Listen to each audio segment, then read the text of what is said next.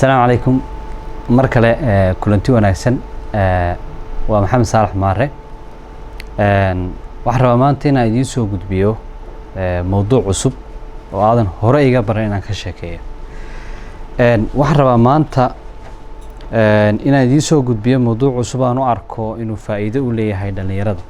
inta badan dadka aan social media saaxiibka ka nahay gaar ahaan barta aan Facebook ku leeyahay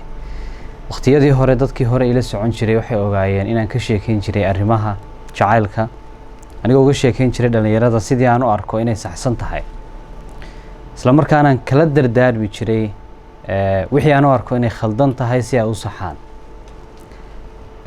waxaan rabaa maanta barnaamijkii aan idinku soo gudbin jiray sidii qoraalka ahayd inaan maanta idinku soo gudbiyo anigoo hadlaya oo waliba adiga kula hadlaya barnaamijka magaciisa waxaa la oran jiray dugsiga jacaylka ujeedkiisuna wuxuu ahaa inaan kaga sheekeyno ama dhalinyarada aan u tusno wixii aan u arkeyno inay ku dhismi karaan qoysas cusub oo diinta islaamka iyo dalkaba faa'iido u leh waxaan rabnaa oo dadaal ugu jirnaa aniga iyo inta ila midka ah barnaamijkan ka shaqeynaysa in la soo saaro jiil cusub oo fahansan qiimaha jacaylka sidaa daraaddeed waxaan rabaa intii xogaalkayga ah ama aragtidayda ah oo aan adiga kugu dhaamo inaan kuu sheego adiguna aad ii soo gudbisid intii aad igu dhaanto waa aqoon isweydaarsi ku saabsan nolosha iyo noolaanshaha lamaanaha waxaan rabaa haddaba maanta mowduuc ka mida mowduucyadii aan qoraalka idinku soo gudbiyey oo ahaa mowduucii ugu badnaa ee laysoo weydiiyo inaan maanta video idinku soo gudbiyo waxaan rabaa adigu haddaad daawato inaad gaadhsiiso inta kale kaa maqan mowduucan waa mowduuc runtii dhalinyarada iyo dadka aada ugu soo noqnoqda ani ahaanna waa su-aasha ugu badan ay dhalinyaradu i weydiiyaan mowduucan magaciisu waxaa la yidhaahdaa maxay qalbiyadu si fudud ugu jabaan maxay si fudud ugu jabaan ayaa mowduuca magaciisa la yidhaahdaa waxaan rabaa inaan idiin iftiimiyo waxyaabaha ku kalifi kara qofka qalbigiisu inuu jabo qofka qalbigiisa inuu dhaawac soo gaadho intii ogaalkayga ah yaan rabaa inaan adiga kuu sheego si aad isaga ilaaliso haddii uu hore kaaga jabayna aanu mar dambe kaa jabin qalbiga qofka bini aadanka ahi waxaan bilaaban doonaa mowduuceennii qalbiga qofka bini aadamka ahi waa ka aqbali kara oo midka aqbali kara ee maamuli kara jacaylka iyo nacaybka labadaba inkastoo aan la sheegin qeexid saxa oo aanu lahayn qalbigu iyo halka uu jidhka qofka bini aadankaa kaga yaalo dadku markay ka sheekeynayaanna ay dhinacyo badan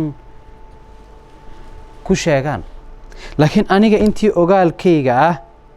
waxaan ku macnayn karaa inuu yahay madaxtooyada laga maamuli karo jacaylka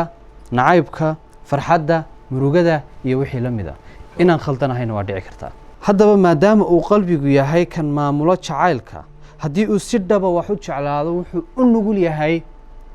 inuu jabo haddii uu waayo qofka uu jecel yahay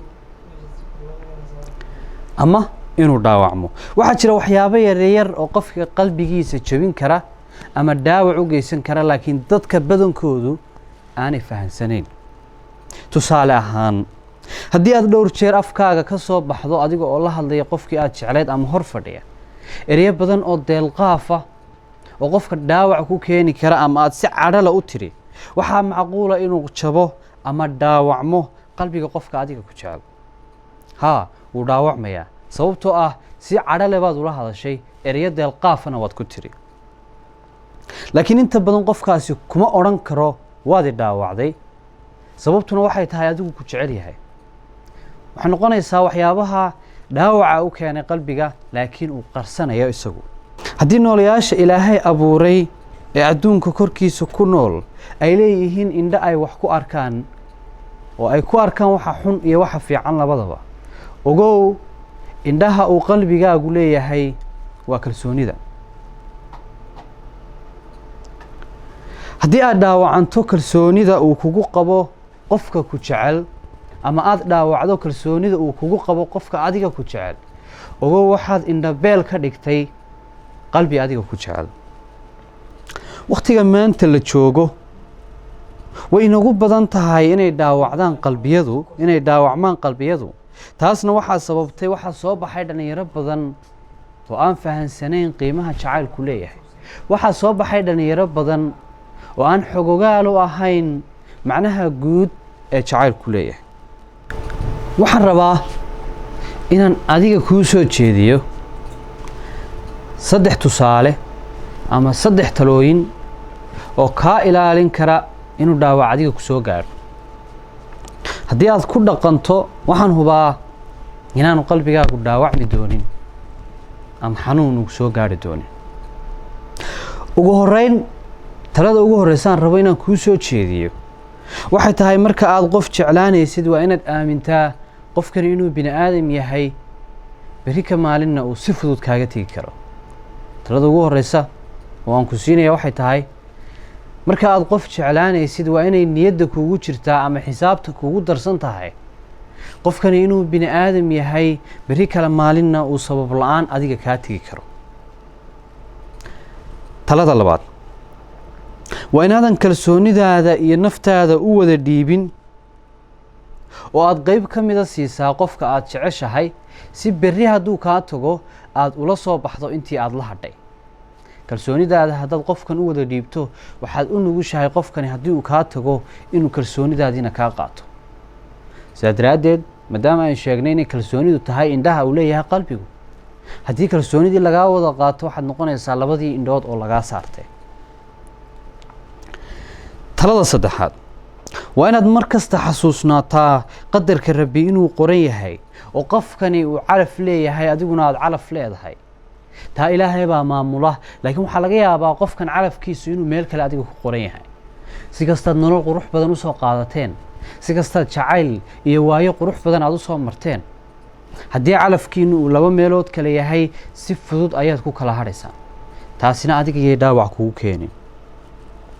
ugu dambeyntii macnaha saxda ah ee aan uga dan leeyahay inaan kuu soo duubo ujeedka fiidiyogan iyo inaan kuu soo gudbiyo xogtani waxay tahay kalsoonidaada iyo shakhsiyadaada iyo qofnimadaada iyo jacaylkaaga qofka aad jeceshahay wuxuu xaq u leeyahay 50% inuu helo 50 kale waxaad xaq u leedahay adigu inaad haysato kalsoonidaada looma wada baahna inaad u wada dhiibto qofkan jacaylkaaga looma wada baahna inaad u wada dhiibto qofkan sababtoo 3dii qodob waa mid ku soo mari kara adiga dhaawacna kugu keeni kara carabtu waxay tiraahdaa alxubbu bacda sawaaj alxubbu bacda sawaaj macnaheedu waxa weeyaan 50 qofkan jacaylkiisa waxaad siisay isagoo idinkoo aan isguursan 50 kale wuxuu xaq u leeyahay inaad siiso haddii ilaahay calaf isugu kiin daro oo halkaa 100% ku buuxsamo akhriste iska ilaali inaad qalbiga ka jabiso qof adiga ku jecel haddii aadan doonayn mustaqbal dhaba iyo xidhiidh qoto dheer oo ujeedkiisu yahay inaad dhisto reer islaama ujeedkiisu yahay inaad dhisto ood soo saarto ubad diinta iyo dalka si fiican ugu dhaqmo ujeedkaagu yahay inaad tusaale u noqoto muslimiinta kale ee adiga kugu dayan karta haddii aadan intaa ujeedkaagu ahayn ha isku dayin inaad qalbiga ka jabiso qof daacad adiga kuu ah si dhabana kuu jeclaaday ogow inaad 3 qof ama 4 qof ama ka badan aad la sheekaysato adiga oo mid kasta been u sheegaya inaad jeceshahay waxa kaaga qiimo badan waxa kaaga qurux badan adiga inaad haysato hal qof oo aad si dhab isu jeceshihiin qalbiyadiinuna mar kasta ay isdaawadaan haddii aad heshid qof qalbigaaga dhakhtar u noqda mar kasta daweeya waxa tahay qofka adduunka ugu nasiibka badan sidaa darteed ilaasho oo ilaali qofka adiga ku jecel mawduuceennii maanta guud ahaan waxaan rabaa intaa inaan kusoo gabagabeeyo waxaan rabaa insha allah xalqadaha kale ee aan idiin soo gudbin doono inaad nala socotaan sidaa darteed gaadhsii inta kaa maqan